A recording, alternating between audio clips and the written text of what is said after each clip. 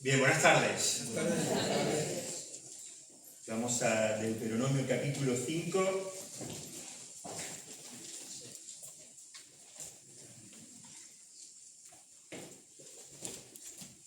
Y para alegría de alguien concretamente, ya hemos terminado. Honra a tu padre y a tu madre.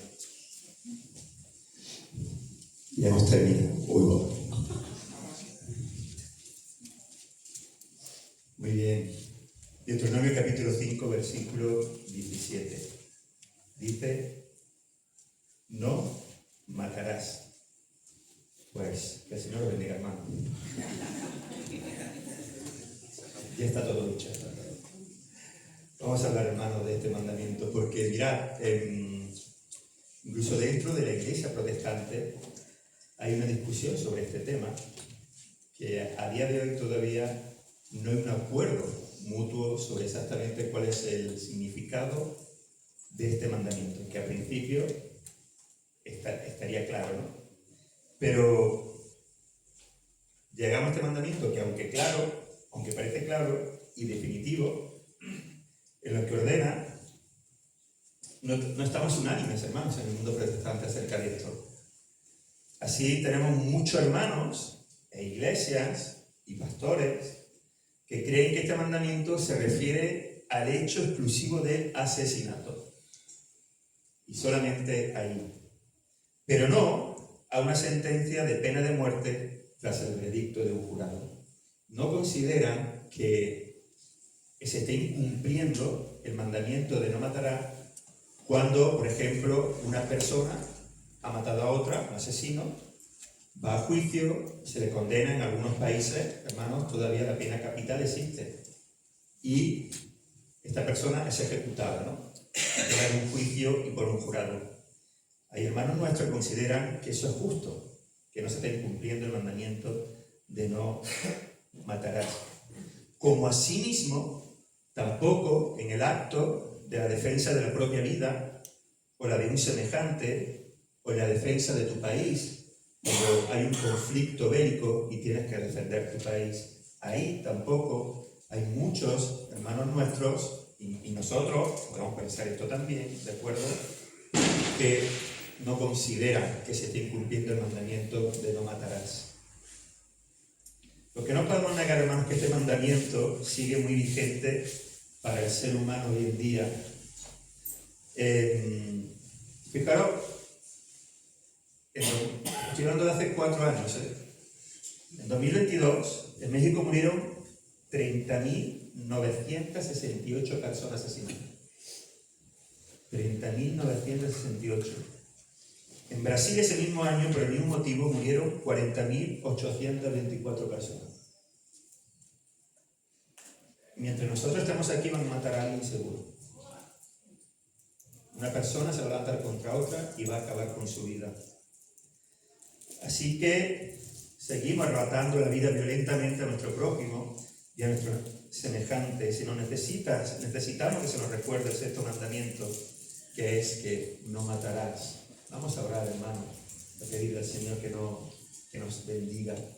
Señor, gracias por tu palabra, la cual es verdad, Señor. Abrimos tu palabra, Señor, esperanzado y deseoso de que tú nos hables.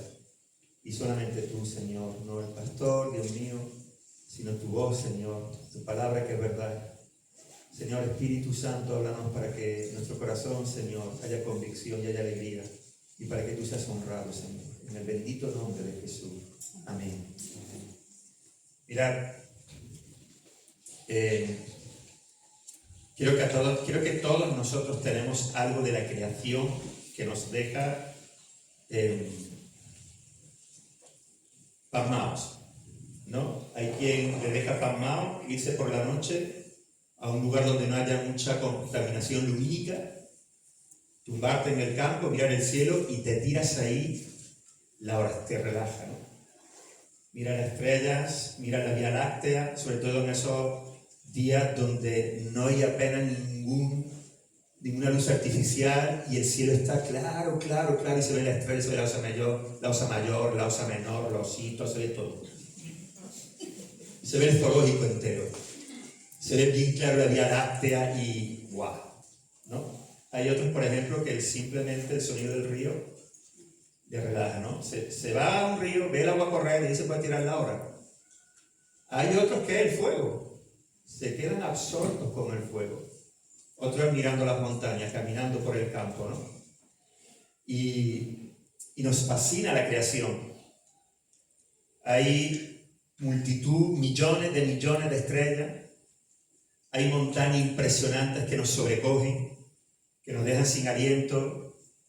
Ríos, lagos, desiertos, praderas infinitas. Leí un libro que hablaba acerca de los llanos en Venezuela, que es una extensión enorme de terreno, de pradera y pradera y pradera, que es una pasada.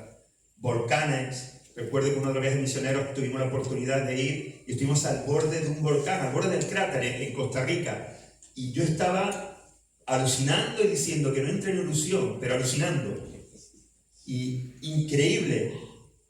El Salmo 19:1-2 dice que los cielos cuentan la gloria de Dios y el firmamento anuncia la obra de sus manos. Un día emite palabra otro día y una noche a otra noche declara sabiduría. Y en medio de esta creación majestuosa e impresionante, igualmente la cantidad de animales que viven en ella son impresionantes y hermosos, siempre y cuando no sea una cucaracha. Aunque seguro que hay alguien que la ve hermosa, ¿no? Pero nos fascinamos con los animales que hay, hermano. Son increíbles. Vemos también la mano de Dios ahí. Y en medio de todo ese espectáculo de luz, de vida, de poder, de sabiduría y creatividad, solo un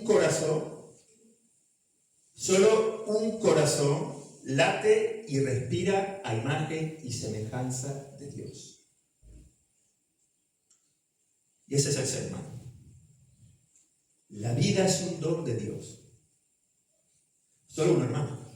Solo uno late, imagen y semejanza. El mundo es increíble porque el mundo está declarando la gloria de Dios. Y el mundo dice, mírame y verás el poder de mi Dios. Nos quedamos maravillados.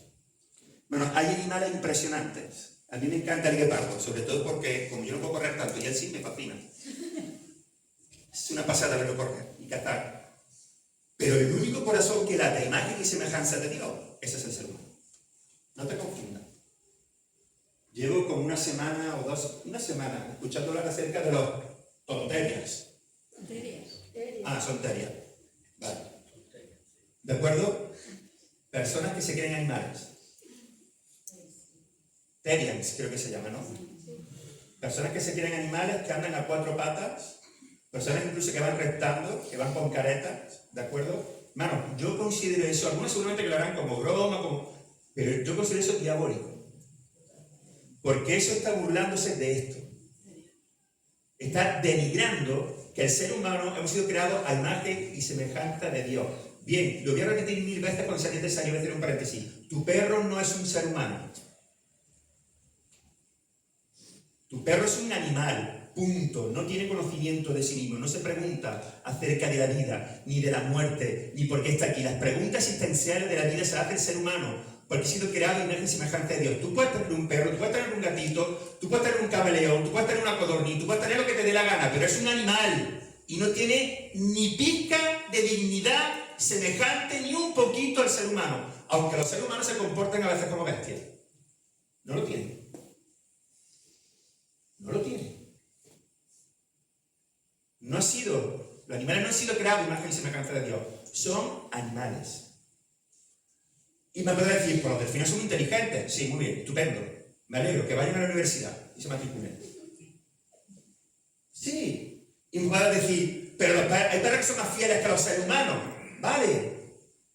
Pero que no tienen dignidad. No son creados a imagen y semejanza de Dios. No te confundas. Porque a veces se nos va un poquito la pinza, hermano. Y empezamos a ver los animales como personas. No lo son. No lo son. Yo he tenido perros y lo hemos cuidado y lo hemos querido y cuando se han muerto hemos llorado porque los quiero, pero son animales. el único corazón que late sobre la faz de la tierra a imagen y semejanza de Dios, ese es el corazón del ser humano. El único. La Escritura nos enseña que fuimos creados a su imagen y semejanza. Dice, a imagen de Dios lo creó, varón y hembra los creó. Génesis 1:27. Dios sopló en el hombre aliento de vida y llegó a ser un ser viviente, dice Génesis 2:7. Y de la costilla de Adán, Dios formó a la mujer. Así que la vida es un don precioso e inestimable de Dios para el ser humano. Fuimos creados por Dios, hermanos. Fuimos creados por Él. No venimos de animales que fueron que evolucionaron. No. A nosotros, hermanos, nos creó Dios con sus atributos comunicables. Amamos porque Dios es amor. Pensamos porque Dios piensa. Sentimos gozo porque Dios nos hizo así y Él siente gozo. Y esos son sus atributos comunicables. Hay atributos que son incomunicables. Por ejemplo, la seidad de Dios. Pero luego hay atributos comunicables por los cuales Dios nos creó su imagen y semejanza. Y Él es la fuente de nuestra existencia. Hermanos, nosotros no existiríamos si Dios no nos hubiera creado. Nuestra vida es un don precioso que Dios nos ha dado. Así que todo hombre y toda mujer, todo hombre y toda mujer, independientemente de que crea en Dios o no, lleva innato en su ser el valor y la dignidad de haber sido creado a la imagen de Dios. Hermanos, eso es todo hombre y toda mujer. No hay nadie sobre la faz de la tierra, no hay ningún ser humano que no tenga esa dignidad. Luego otra cosa es lo que el ser humano haga con esa dignidad. Como los terios, que la denigran y se burlan. Y otros desperdician esta dignidad y se comportan como animales, como bestias, irracionales. Pero Dios nos creó así. Y esto no tiene que ver con que creamos o no creamos en Dios. Los que creen en Dios son hijos de Dios, los que no creen en Dios son hijos de Dios, eso dice la Escritura. Pero la dignidad innata, el valor innato de haber sido creado a imagen y semejanza de Dios, eso es todo el ser humano. Aunque crean en lo que quieran creer, hermanos. Por eso, hermanos, la vida es un valor inestimable. Porque hemos sido creados a imagen y semejanza de Dios. Por lo tanto, cualquier persona merece el respeto de haber sido creado a imagen de Dios. Aunque esta persona no lo valore. Tiene esa dignidad innata.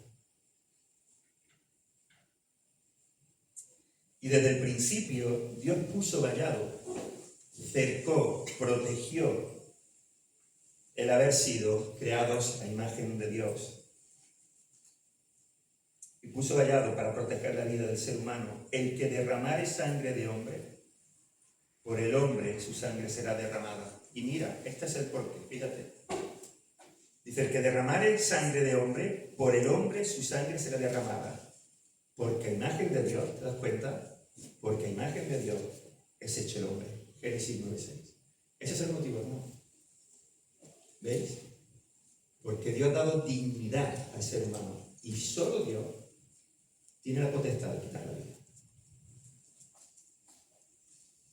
Aunque la Escritura dice que Dios ha dado la espada a hombres para aplicar la justicia.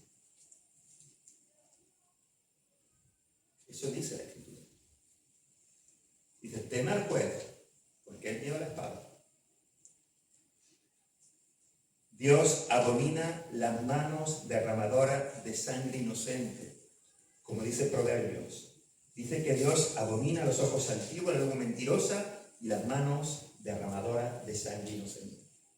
Bajo la ley, hermanos, nosotros cuando vemos ciertos pasajes del Antiguo Testamento acerca del juicio de Dios sobre los hombres derramadores de sangre, vemos claramente que había dos distinciones. La ley esto lo regulaba. Y bajo la ley esto tenía su regulación, tenía su orden, tenía su manera. Así que había una manera que era que tú podías matar a una persona de manera involuntaria. Y esto lo regulaba la ley. Tú dices, tú ibas al campo, ¿vale? O Henry y yo nos vamos al campo, nos vamos a arar, llevamos nuestras asadones, yo le pego así, salta el hierro, le mete aquí a Henry, porque el que tiene que morir es Henry, ¿de acuerdo? Le pega aquí a Henry, mitad de la frente, Henry muere, y entonces dice la Escritura, los ancianos, veis si ha sido sin querer, dice, y para eso estaba en la ciudad de refugio. ¿Veis? Para que, y dice la Escritura, para que el homicida, pero aquí el homicida es que ha matado a otra persona, pero ha sido de manera involuntaria. ¿Vale? O estamos allí quitando, pues me mato yo. O estamos allí quitando piedra y la tiramos y ¡pum! Mitad de la frente. Y Henry se muere otra vez. ¿De acuerdo? Se salvó del hierro, pero de esta no. ¿Vale? O vamos caminando y yo salto el pozo, pero Henry se cae en el pozo. Sea como sea, Henry no se salva. ¿De acuerdo? De esa manera es involuntaria.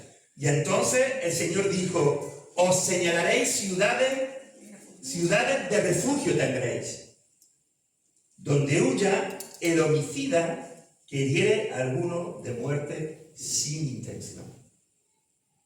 Es decir, que los accidentes que causaban mortandad se regían, se estipulaban, se tomaban en cuenta. Esto puede pasar. Puede pasar. Entonces, ciudad de refugio. Para que la persona que ha hecho esto de manera involuntaria, el vengador de la sangre, dice el texto, no lo toque. Porque ha sido sin intención. Ahora, para los segundos, para los que de manera intencionada mataban, el castigo por dar muerte a otra persona de forma intencionada era la pena capital. Y esto lo dijo Dios. Esto no es una ley de hombre. Esto es una ley del cielo. Pero si alguno se ensoberbeciere contra su prójimo y lo matare con alevosía, de mi altar lo quitarás para que muera. Dice Éxodo capítulo 21, versículo 14. Así que bajo la ley teníamos a dos vertientes. Una, el que mataba de manera, involuntaria, gente resucitado, de manera involuntaria. Y otro, el que mataba de manera voluntaria intencionada y se juzgaba de manera diferente. Ahora, hermanos, hay que dejar bien claro una cuestión importante, porque luego en la Escritura, hermanos, vemos acerca de y leemos acerca de los juicios de Dios. Y para no caer en el error de pensar que la Escritura se contradice o que Dios es diferente en el Antiguo Testamento que en el Nuevo Testamento, y esto lo quiero dejar bien claro, no existe un Dios diferente en el Antiguo que en el Nuevo. Uno de los atributos incomunicables de Dios es su inmutabilidad. Dios no cambia. Bajo ningún concepto. Dios no cambia. Pero Dios obra según las diferentes circunstancias. Pero Él no cambia.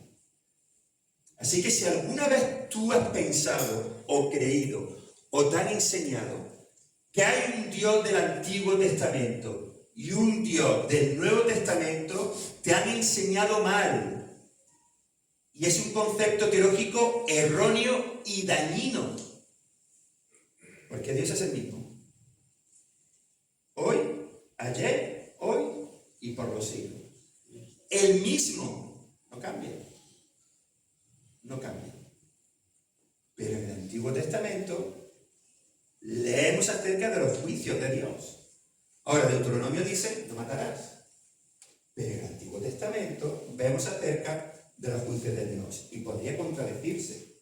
Así que para no caer en ese error, de acuerdo, de pensar que hay un Dios en el Antiguo y otro en el Nuevo.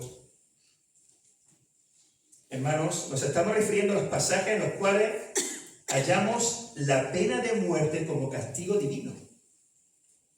Es que tú dices, no matarás, pero hallamos la pena de muerte como castigo divino. Mirad, en el mismo decálogo, en los mismos 10 mandamientos podemos ver esto, ya que ante la obstinación y rebeldía del hijo contumaz, el decreto era matarlo, era apedrearlo, eso es un juicio, era la pena de muerte. Si el hijo se mantenía así, vamos a Deuteronomio capítulo 21.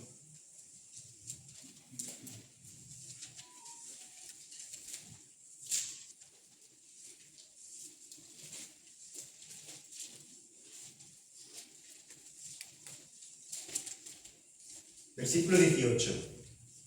Si alguno tuviera un hijo contumaz y rebelde que no obedeciera la voz de su padre ni la voz de su madre, y habiéndole castigado no les obedeciere, entonces los tomarán su padre y su madre y los sacarán ante los ancianos de su ciudad y a la puerta del lugar donde viva, y dirán a los ancianos de la ciudad: este nuestro hijo es contumaz y rebelde, no obedece a nuestra voz, es glotón y borracho.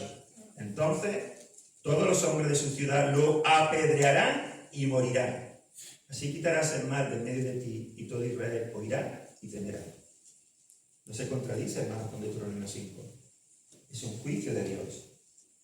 Asimismo, fijaros, asimismo, la pena capital estaba estipulada con respecto a no guardar el día de reposo, el adulterio, los falsos profetas, la idolatría, el falso testigo, incluso la desobediencia y rebeldía en contra de la autoridad establecida por Dios. Y el hombre, dice Deuteronomio 17:12, y el hombre que procediere con soberbia, no obedeciendo al sacerdote que está para ministrar allí delante de Jehová tu Dios, o al juez, el tal morirá, y quitarás el mal de en medio de Israel. Deuteronomio 17:12. Madre mía, si esto se hiciera con los pastores hoy en día. El que no obedezca al pastor, chimpum. Pero mirad, no guardar el día de reposo, el adulterio, los falsos profetas, la idolatría, el falso testigo y la desobediencia a los sacerdotes. Todo eso, hermano, todo eso estaba, hermanos, el no obedecer eso, el incumplir eso, se castigaba con la pena capital.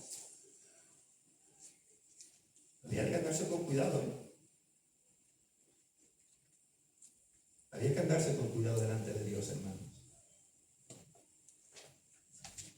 Y prácticamente en todos los versículos que se menciona la pena capital, que es la poderosa, justa y sabia razón, es: así quitarás el mal de en medio de ti. ¿Cómo se quitaba el mal de en medio del pueblo? Con la pena capital. Para que Israel vea y tema. Esto nos puede resultar a nosotros, hermanos, tal vez muy radical o muy fuerte.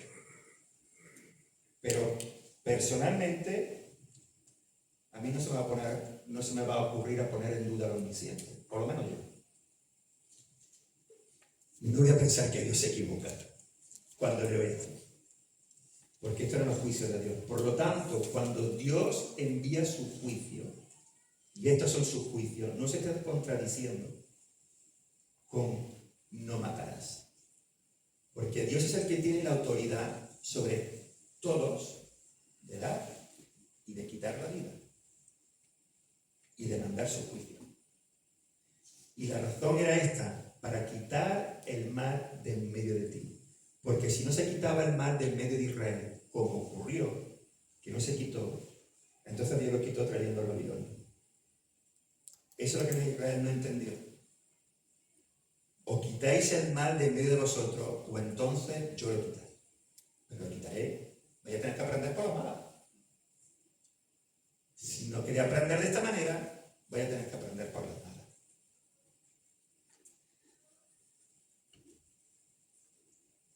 Hermanos, tenemos que guardar nuestro corazón, porque cuando leamos este mandamiento, podemos pensar que esto no va con nosotros, que esto es algo con lo cual nosotros nunca seremos capaces. Leemos no matará y nosotros tal vez no nos vemos ahí. Bueno, en no robará a lo mejor, ¿no? O en no dirá falso testimonio y mentir, bueno, a lo mejor. Pero en matar, hombre, pastor, yo no creo que ninguno de nosotros lleguemos a esto, ¿no?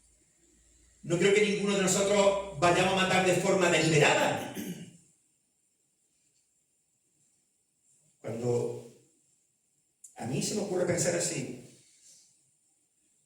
no olvido lo que pasó en la vida de David. Porque seguro que David no pensó nunca en esto. Es muy posible que él nunca pensara o nunca hubiera pensado que mataría deliberadamente a Urías. Y sin embargo lo hizo. Tú no te levantas por la mañana. Bueno, entenderme. Cualquier persona que esté cuerda, a ver, no quiero que Magno se levante por la mañana y diga, a ver si hoy atropello a alguien con el camión. No creo que se levante así por la mañana. A ver, esto no es así. Entenderme. A ver si me cargo a alguien. No, seguro que David no pensó eso, hermano. Porque además Urías era uno de los valientes, ¿eh? Urías era uno de sus valientes. Y estoy seguro que David no pensó jamás en acabar con la vida de Urías. Por eso, hermanos, cuidado. Porque nosotros hay ciertos mandamientos que vemos como muy lejanos, como que no nos afectan, como que esto nunca nos va a pasar a nosotros.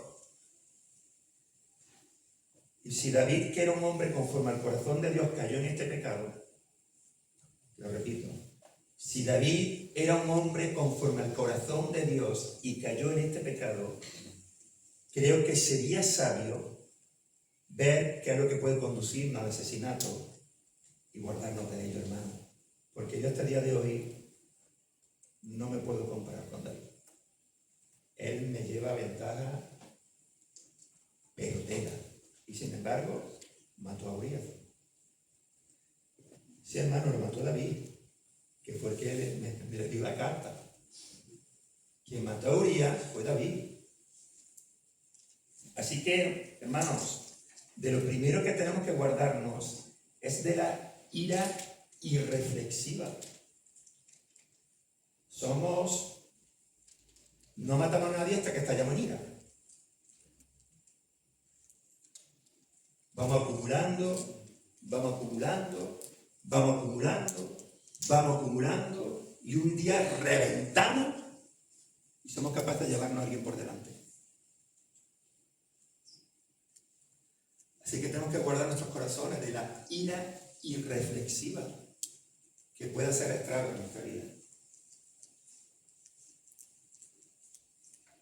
Cuando Jacob sabía que su vida estaba llegando a su fin, llamó a sus hijos para mostrarles lo que había de acontecer, para profetizarles. Seguro que conocéis esta saga. Y cuando se dirige a Simeón y Leví, les dice lo siguiente. Sus hijos, a Simeón y Leví, les dice: en su consejo no entre mi alma, ni mi espíritu se junte en su compañía, porque en su furor mataron hombres y en su temeridad desjarretaron toros. Maldito su furor, que fue fiero, y su ira, que fue dura. Yo los apartaré en Jacob y los esparciré en Israel. Génesis 49, versículos 6 y 7. Jacob se está refiriendo ahí a lo que ocurrió con Siquem. Vámonos a Génesis, hermano, capítulo 34.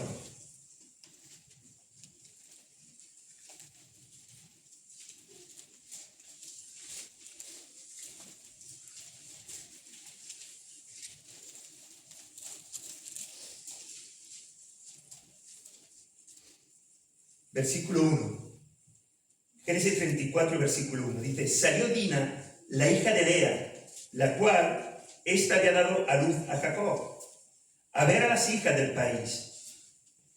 Y la vio Siquem, hijo de Hamor Heveo, príncipe de aquella tierra, y la tomó y se acostó con ella, y la deshonró.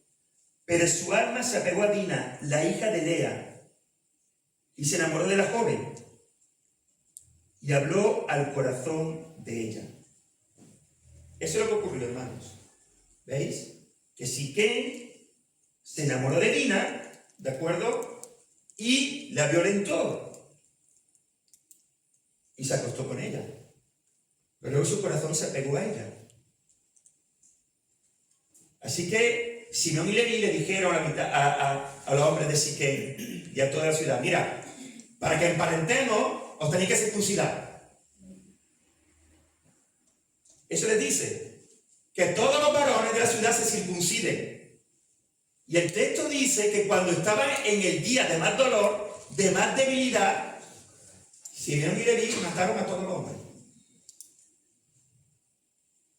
Por venganza. Por ira irreflexiva. Mirad, dice el versículo 22, mas con esta condición consentirán estos hombres en habitar con nosotros, para que seamos su pueblo, que se circunciden todo varón entre nosotros, así como ellos son circuncidados. ¿Veis? Mirad, si queremos estar juntos tenéis que hacer esto. Y el versículo 25 dice, pero sucedió que al tercer día, cuando sentían ellos el mayor dolor, dos de los hijos de Jacob, Simeón y Leví, hermanos de Dina, tomaron cada uno su espada y vinieron contra la ciudad que estaba desprevenida y mataron a todo varón. Fue uno, hermano, el que deshonró a Dina. Fue uno. Pero llevados por la ira y la venganza, mataron a todo varón, derramaron sangre inocente. ¿Veis? Y Jacob dice, versículo 30, entonces dijo Jacob a Simeón y a Leví, me habéis turbado con hacerme abominable a los moradores de esta tierra. El cananeo y el fereceo, y teniendo yo pocos hombres, se juntarán contra mí y me atacarán, y seré destruido, yo y mi casa. ¿Veis? Y cuando Jacob está a punto de morir, está profetizando sobre sus hijos, mientras que a uno los bendice, a Simeón y Leví les dice, maldito su furor que prefiero. No entren en mi reposo. Y su ira, que fue dura. Hermanos, la ira reflexiva estalla y hacemos lo que nunca pensamos que íbamos a hacer. La ira reflexiva estalla y le pegas a tu mujer. La ira reflexiva estalla y le pegas a tu marido. La ira reflexiva estalla y le das una paliza a tu hijo que lo deja medio muerto. Esto, hermano, está a la orden del día. La ira reflexiva estalla y en un partido de fútbol es capaz de matar al del equipo oponente.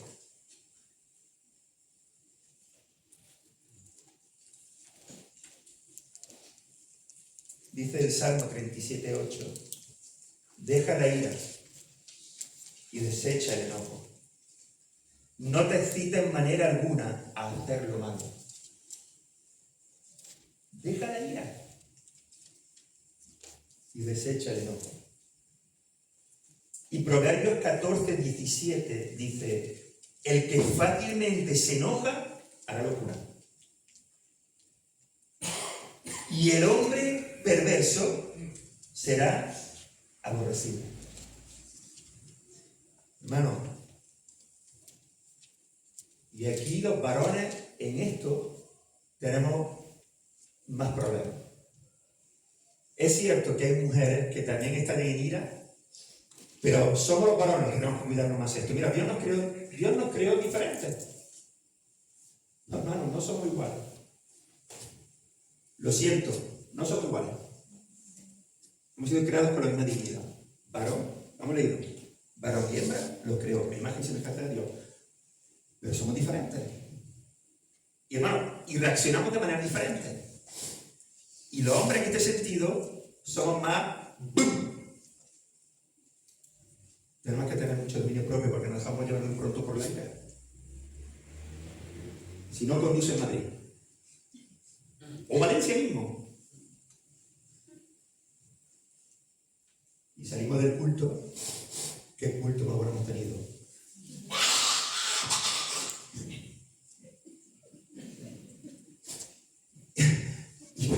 Y esto es lo gracioso, mira, para callar nuestra conciencia decimos, si no fuera cristiano te mataría. Entonces, el que se mata no lo tiene, lo que pasa es que como eres cristiano, ¿veis cómo no autoconvencemos de que somos buenos? Es que si no fuera hija de Dios, me bajo del coche y lo mato.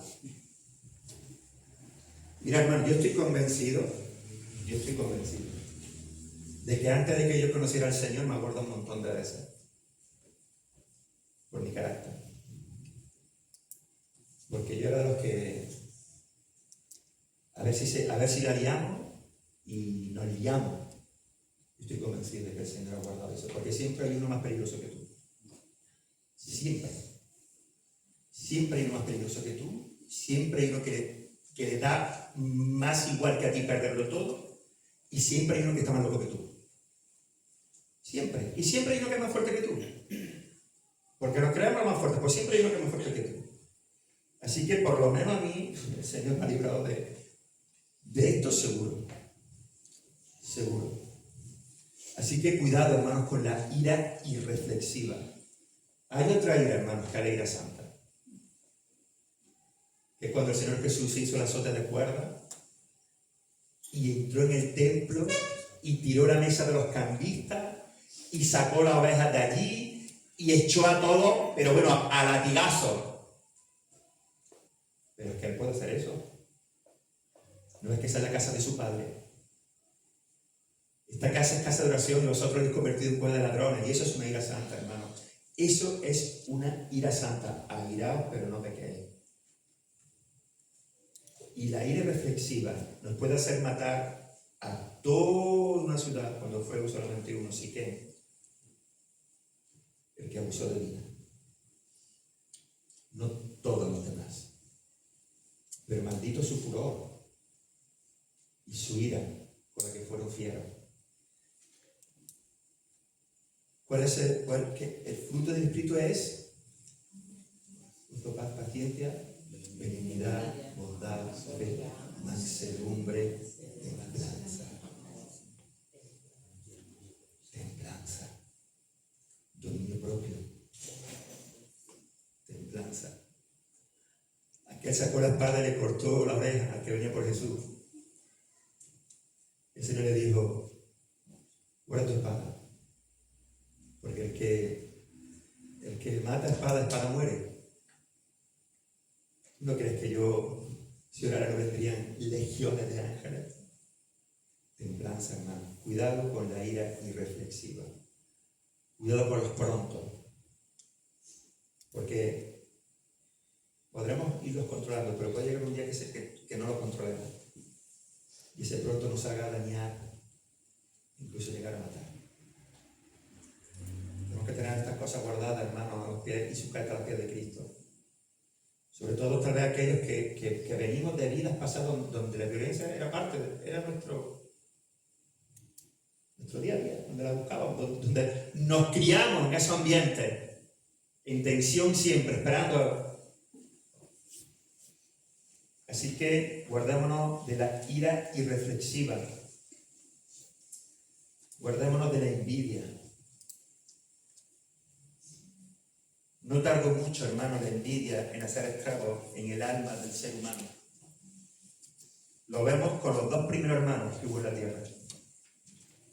Cuando Caín vio que a Dios le había agradado más la ofrenda de Abel que la suya, su corazón se llenó de envidia contra su hermano.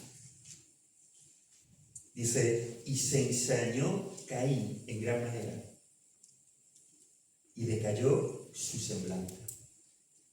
Hermano, ¿y por qué? ¿Por qué se ensañó Caín con Abel? Porque Dios miró con agrado la ofrenda de Abel. Y Caín, en vez de aprender de eso, se ensañó contra su hermano. Se ensañó contra su hermano por hacer las cosas bien para el Señor. Esto hace la envidia, hermano. En vez de alegrarnos al ver a nuestro hermano hacer bien las cosas para el Señor, nos llenamos de envidia porque tienen el favor de Dios. Qué retorcido es el corazón del hombre. Y se ensañó que hay en gran manera y decayó su semblante.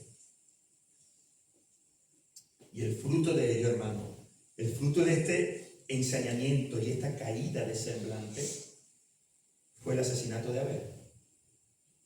Por envidia. Porque Dios miró con agrado la ofrenda de Abel. Porque seguramente Abel se ocupó con esmero de escoger bien lo que iba a ofrendar para el Señor. Y no es que el Señor hubiera desechado a Caín, no. Es que apreció lo que Abel había hecho. No es que hubiera desechado a Caín, es que le agradó más a Abel. Y Caín tenía que haber aprendido y no haberse ensañado. Por la envidia, hermano, los hermanos de José quisieron matarlo. A lo mejor José podríamos decir que no fue muy prudente. A lo mejor José, cuando contó el sueño de que había una espiga y dos espigas que se doblaban ante esa y más espigas, a lo mejor José no fue muy prudente, no fue como... Podemos pensar que a lo mejor José estaba ahí como... Pero aún así, aun cuando José cometiera el error, que había que verlo tranquilamente, no te ensañes contra tu hermano. Podría pensar, este José se le ha ido la cabeza. Este José está ahí con unos aires. Pero el asunto es que el texto nos dice, y dijeron el uno al otro, aquí viene el soñador. ¿Te das cuenta? No sé si alguna vez escuchado esta expresión. Mira, por ahí viene el pastorcito.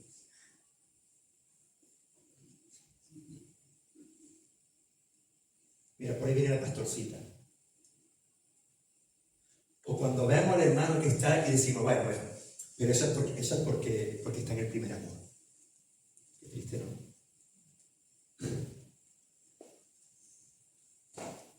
Cuando vemos a hermanos llenos del Señor, con un hambre por el Señor y gozoso y queriendo servir y decimos, eso es porque está en el primer amor, pero ya se le pasará. Qué triste, ¿no? Cuando tendremos que estar en un primer amor continuo, ¿no? No, es decir, los que más tiempo llevamos en la iglesia tenemos que estar más enamorados del que acaba de conocer al Señor. No, tú no te enamoras más mientras más conoces a la persona, porque con el Señor pasa eso. A lo mejor sí, con otros no, mientras más los conoces dices, es mejor que hubiera salido poco, ¿no? Yo ya de primera caigo mal, pero conforme me va conociendo dices, mamá mía, una santa. Tienes que poner a tocar la ruca, una santa. ¿De acuerdo? Pero con el Señor es imposible ir a peor mientras más le conoces. Imposible. Es imposible calarme en menos. No, eso no resulta nunca. Mientras más conocemos al Señor, más le amamos. Lo contrario es imposible. Pero mira, ahí viene el pastorcito. Él era el pastorcito. Mira, está siempre pegado al pastor. Mira, está siempre pegado. No tendríamos que alegrarnos. Está siempre metido en la iglesia. No tendríamos que alegrarnos. No metido en la iglesia de manera religiosa, sino sirviendo. Mira, ahí está. Todo el día pegado a la Biblia. Todo el día estudiando. Mira, para acá, para allá, todo el día. No tendríamos que alegrarnos, hermano. No tendríamos que facilitarlo. No tendríamos que gozarnos. No tendríamos que dar gracias al Señor cuando vemos a hermanos que acaban de comer llenos del amor de Dios con un hambre impresionante. Porque además si decimos, bueno, es que está su primer amor, qué triste, ¿no? ¿Sabéis por qué? Porque su fervor y su amor nos señalan. Por eso es como cuando hacemos bien nuestro trabajo, como cuando damos testimonio delante de los demás en nuestro trabajo y nos dicen, ¿tú qué quieres, agradar a la empresa? No, es que yo con mi trabajo honro al Señor, a mí me da igual la empresa, entendedme. Yo, lo que pasa es que como soy hijo de Dios, tengo que honrarle con mi trabajo. Y se me han dicho, y si mi trabajo es de 8 a 2, no es de 8:30, es de 8 a 2. Mira, que va a heredar la empresa, no te equivoques, yo estoy honrando a mi rey. Pero somos así, y somos así porque el buen hacer de los demás señala nuestro mal hacer y nuestra carnalidad. Entonces, cuando vemos a hermanos que están sirviendo con alegría de corazón y pegados a los pastores, aprendiendo, queriendo aprender la escritura, estudiando teología, estudiando la palabra, 1000 cosas, y están aquí sirviendo sin que nadie le aplauda, entonces decimos, mira, ¡ping! Y brotan en mí. Cuando eso va más y a más y a más, van a decir, mira, el soñador, aquí viene el soñador. Ahora pues, venid y matémosle. Oh, qué buena decisión, ¿eh? Y echémosle en una cisterna y diremos, alguna mala bestia lo devoró. Y veremos qué será de su sueño. Envidia, hermano.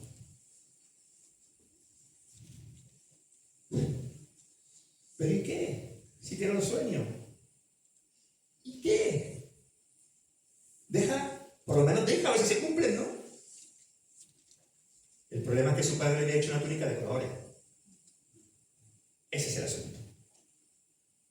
Que su padre le ha hecho una túnica especial a José. Y lo amaba. Y los otros dijeron, a mí me ama menos. A mí hoy el pastor no me ha saludado, me ama menos. Le ha dado la túnica de colores a Luz. A Luz le pega un beso y un abrazo que lo flipa. Pero a mí me da una túnica de un color solo. ¡Ping! Pero luego cantamos Jesucristo basta.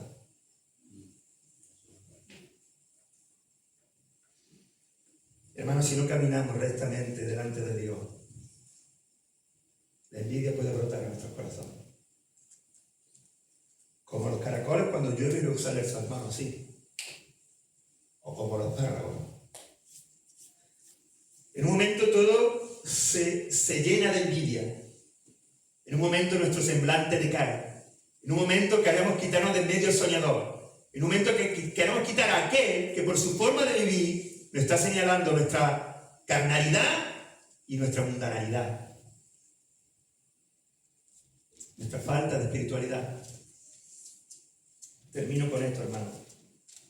Cuando Saúl escuchó las canciones de las doncellas que salían a recibir a David después de su victoria, las palabras nos muestran lo siguiente. Las doncellas salían con sus panderos, con sus danzas. Saúl mató a sus 1000 y David a sus 10.000, y había fiesta, había alegría. Saúl mató a sus 1000 y David a sus 10.000.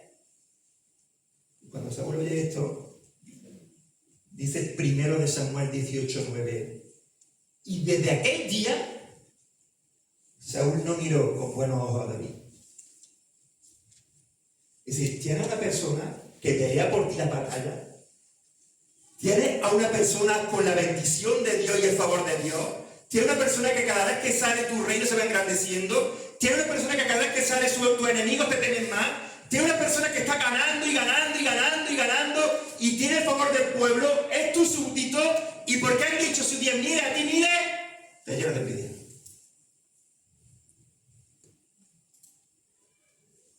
Es que a mí nunca me dice que ore.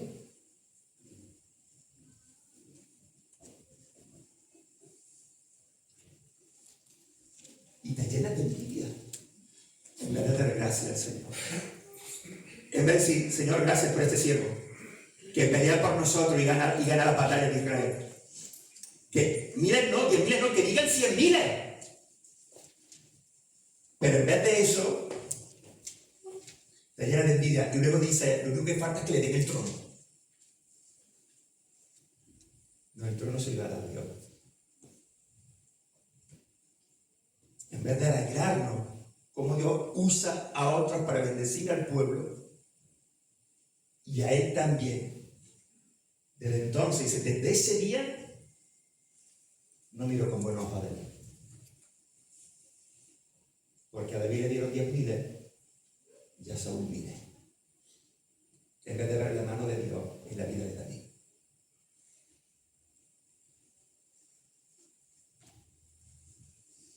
En el libro de Proverbios leemos: cruel es la ira e impetuoso el furor, mas ¿quién podrá sostenerse delante de la envidia? ¿Veis? Proverbios 27:4. La ira es cruel e impetuoso es el furor, mas delante de la envidia, ¿quién podrá sostenerse? Thomas Watson dice: la envidia y el asesinato son parientes cercanos. Caín mató a Abel. Los hermanos de José intentaron matarlo, pero Dios lo guardó. Saúl quiso acabar con la vida de David montones de veces, pero el Señor también lo guardó. Guárdate de la ira irreflexiva. Guárdate de la envidia. Guardémonos del rencor y la venganza. Pero eso